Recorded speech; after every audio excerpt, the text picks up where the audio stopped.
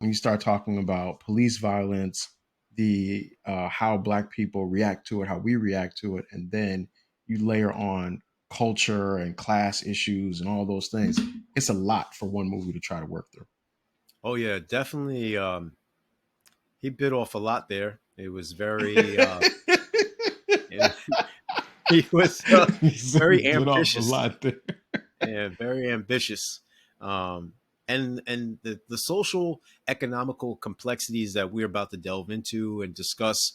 Um, I mean, like people have made careers off of this and still haven't fully Yeah, been able to comprehend, process, delve into the underlying issues, like really get to the genesis or the crux of the issue. So we don't pretend to be that audacious. We merely want to try and highlight some of the things that we found compelling, yet also bringing to note some of the things that we had issues with or we didn't feel were as executed to its utmost capabilities. yeah, yeah. And like I said, I think that's a byproduct of just trying to do so many different things at one Oh yeah. time in a movie. The first thing though that I would hit on, which I think the movie really kind of tries to figure this one out in that first 20 minutes, which is like a really long intro for how the movie starts, is just this idea of like, how do people react when they hear about police violence, when they hear Hmm. about someone being killed by the police, and when their assumption is that that person is a young black male, right?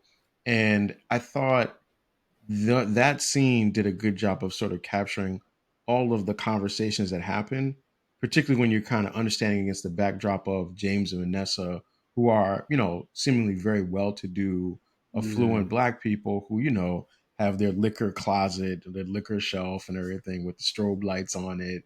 And, just that thing, like, what do they think and do? And I thought it was funny when they actually got into the let's send a blog post as our form of protest and our form of agitation around this. But I thought the movie did a good job at trying to figure out what do they think this conversation would look like, and I'm sure that it actually probably rings true for some people.